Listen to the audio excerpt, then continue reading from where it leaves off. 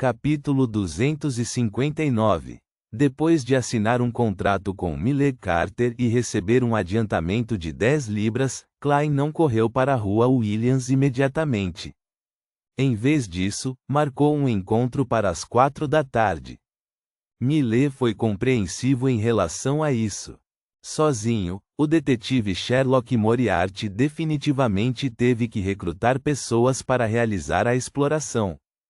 Quando o velho cavalheiro saiu, Klein imediatamente voltou para a mesa de jantar e cortou o bife que esfriou antes de devorá-lo. Sério, ele não precisa almoçar? Por que ele deveria escolher tal hora para vir? Depois de encher o estômago, Klein amargamente começou a limpar. Às 2 horas da tarde, a senhora Mary chegou conforme o combinado. Seus olhos estavam ligeiramente vermelhos e inchados, mas seu rosto estava ficando sombrio. Stellin Summer, que a acompanhava, não teve escolha a não ser manter o silêncio.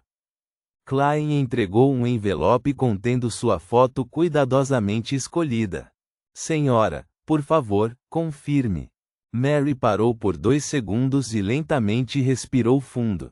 Então, ela pegou o envelope, tirou a foto e a examinou. Excelente, muito excelente. Você é o detetive mais eficiente e responsável que já conheci. Tenho a honra de apresentá-lo como membro do Clube Kelag. Estas são as 7 libras restantes do pagamento. Você merece isso. Mary tirou uma carteira de sua bolsa de couro e contou uma nota de 5 libras e 2 notas de 1 libra. Então, sem esperar pela resposta de Klein, ela enfiou a foto de volta no envelope, guardou-a na bolsa e levantou-se abruptamente para sair. Tap, tap, tap. Suas botas sem acolchoamento faziam sons apressados ao andar. Stellin Summer lutou para acompanhar. Ao abrir a porta, Mary tropeçou e quase caiu, mas felizmente Stellin a segurou. Com esse episódio, Mary claramente desacelerou e pareceu ficar calma. Senhora, você esqueceu de levar a câmera portátil. Vou entregá-la à senhora Summer mais tarde, e ela levará para você. Klein assistiu silenciosamente a essa cena, balançando levemente a cabeça sem dizer nada. Ele voltou para o 2º andar, tirou uma soneca, acordando confortavelmente ao som dos sinos da igreja próxima. Klein já havia pesquisado o mapa e confirmado que a rua Williams ficava na divisa do Burgo Oeste e Burgo Imperatriz, uma área residencial no coração de Becklund. Uma bela casa em Burgo Oeste e Burgo Houston custa cerca de 2.500 libras. A casa de Mille Carter fica perto do Burgo Imperatriz e é propriedade de um ex-visconde. A área é definitivamente considerável.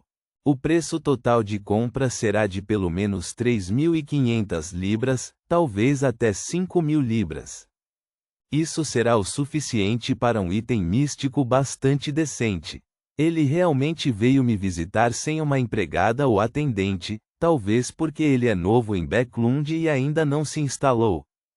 Klein vestiu o paletó trespassado, o chapéu e segurou a bengala antes de sair da rua Minsk.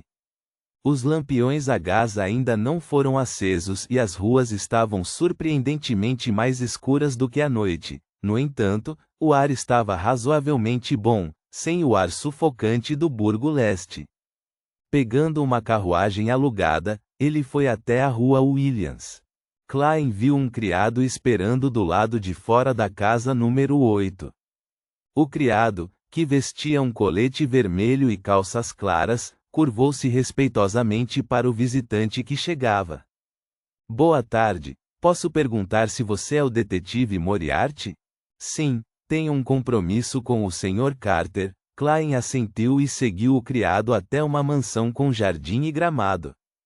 A casa tinha 2 andares. O primeiro andar estava uma bagunça, com muitos materiais de construção espalhados por toda parte. Havia trabalhadores entrando e fazendo algumas modificações. Mille Carter não estava usando chapéu. Cobrindo o nariz, ele se aproximou.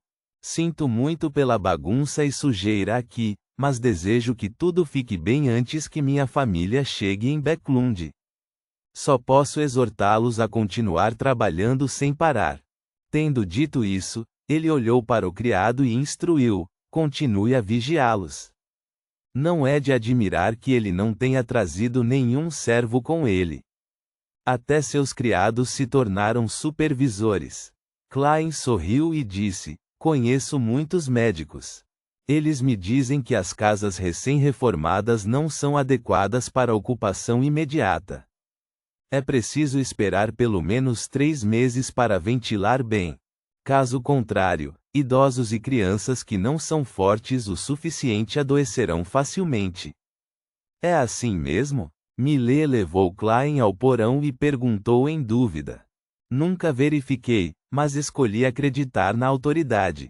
Dizem que isso se originou das palavras transmitidas pelo imperador Roselle. Klein casualmente inventou uma desculpa. Millet assentiu com a cabeça, depois virou-se para olhar para a porta. Ele não pôde deixar de franzir a testa antes de perguntar: senhor detetive, você não trouxe um assistente? Pode haver um pouco de perigo nessa estrutura. Eu tenho um assistente, é só que você não pode vê-la. Klein satirizou enquanto dizia sério: esta é minha primeira visita, então vou avançar com muito cuidado. Se houver algum problema, sairei imediatamente. Tenho experiência nessa área, então não vou me colocar em situação de perigo. Se eu estivesse com assistentes inexperientes, eles poderiam facilmente afetar minhas ações ágeis e decisivas. Millet se assustou. Você é muito profissional. Um blefe profissional. Klein acrescentou silenciosamente. Sem mais dúvidas, Millet conduziu o detetive Moriarty pela sala de estar desordenada e desceu as escadas até um porão bastante espaçoso. Não havia canos de gás aqui, mas 4 castiçais de metal foram colocados nas paredes, suas luzes amarelas piscando. Pisando nas calçadas de pedra no chão, Klein não pôde deixar de suspirar em reflexão. Como esperado da propriedade de um nobre. Até o porão foi bem decorado. Além disso, é quase tão grande quanto a sala da minha casa atual.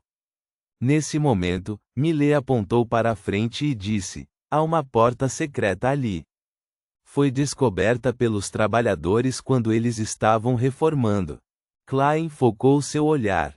Com a luz da vela não muito forte, ele viu uma porta de pedra cinza no canto. Deveria fazer parte da parede, mas agora estava exposta. Vou deixar o resto com você. Esteja a salvo. O velho senhor, Millet, deu a Klein uma lanterna acesa e o advertiu. Este lugar foi ventilado antes do tempo? Klein perguntou cautelosamente. Millet balançou a cabeça indiscernivelmente. Não está particularmente abafado lá dentro, mas não deixei os trabalhadores irem muito longe. Tudo bem. Klein verificou seus pertences, calçou uma luva preta e, sob o olhar de Millet, carregou a lanterna sem pressa e se aproximou da porta de pedra. Ele a abriu com a bengala. Em meio aos rangidos pesados, através da luz do lado de fora, ele viu uma passagem de cores profundas pavimentada com pedra. Havia várias portas de madeira em ambos os lados da passagem e no final. Elas já haviam começado a apodrecer, mas ainda eram pouco utilizáveis. Não muito antigo. No entanto, o estilo ostensivo da porta e a profundidade e espessura das lajes de pedra não combinam. A família do Visconde modificou? Klein silenciosamente ativou sua visão espiritual, agarrou sua bengala e caminhou para frente, passo a passo, com a lanterna na mão. A luz dispersou a escuridão e, ao passar pelos quartos de cada lado, pôde ver uma cena um tanto vazia pela porta aberta que provavelmente foi aberta devido à exploração dos trabalhadores que Millet havia contratado. Havia também um banco comprido e uma mesa que compartilhavam o mesmo estilo estético da porta.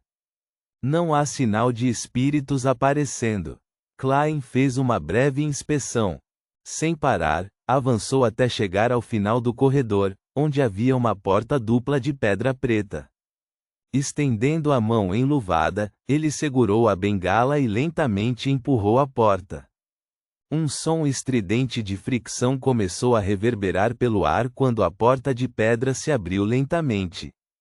Uma luz apareceu de repente nos olhos de Klein, refletindo uma aura entrelaçada de cores diferentes.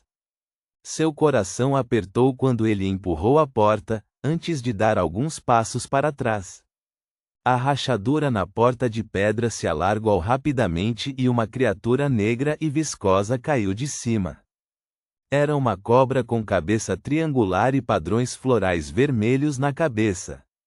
Ele endireitou a parte superior do corpo, mostrou a língua e olhou para Klein com frios olhos castanhos. Uma cobra após a outra caiu de cima da porta enquanto se empilhavam na entrada. Klein viu um grande salão atrás delas. No meio do salão, inúmeras cobras de várias cores deslizavam juntas, formando um exagerado ninho de cobras com cerca de 10 metros de largura. A sensação viscosa e repugnante assaltou seus sentidos. Klein sentiu seu couro cabeludo ficar dormente quando não pôde deixar de dar 2 passos para trás. Ele até queria desviar o olhar sem ousar olhar para frente. Embora fosse homem, ainda tinha medo de cobras. Cobras eram o animal que ele mais temia. Isso resultou de um trauma psicológico no passado.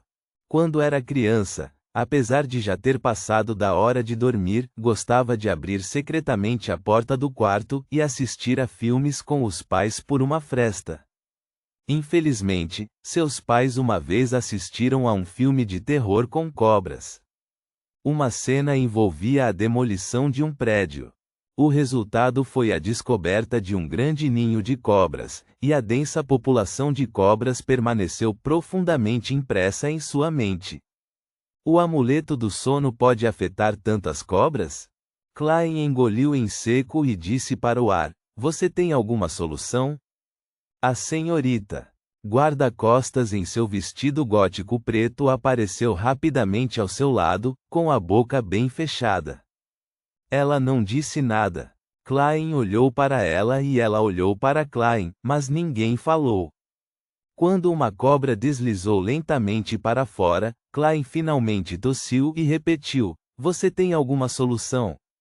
A senhorita, guarda-costas, não respondeu. Em vez disso, flutuou e, de repente, um vento frio soprou na passagem. Uoshi! O vento uivava ao soprar no corredor. A temperatura caiu rapidamente à medida que se aproximava da temperatura do mundo exterior. Uoshi! As cobras densamente compactadas no meio do corredor de repente deslizaram em todas as direções, procurando por um local mais quente e adequado para sobreviver. 2 a 3 minutos depois, uma fina camada de gelo se formou na superfície do corredor e da passagem, e inúmeras cobras desapareceram sem deixar vestígios. Uoshi! Tudo continuou até que Klein disse, tagarelando: "E isso é o suficiente." A onda de vento frio diminuiu, mas o frio não diminuiu. A figura da senhorita, guarda-costas, desapareceu mais uma vez. Klein ergueu a mão direita empunhando a bengala, cobriu a boca e o nariz e espirrou. Então, ergueu a lanterna e caminhou cautelosamente pela porta de pedra para o amplo corredor. O estilo aqui era idêntico ao da passagem externa. Havia 8 colunas circulares da mesma cor erguidas ali. Postes de metal pendiam da cúpula alta e, no fundo, castiçais esculpidos em diferentes criaturas. Um candelabro de cabeça para baixo. Como estudante universitário do Departamento de História, uma pessoa que mal poderia ser chamada de elite nesse campo, Klein fez um julgamento preliminar com base nesse arranjo único. Uma estrutura da quarta época? Ponto.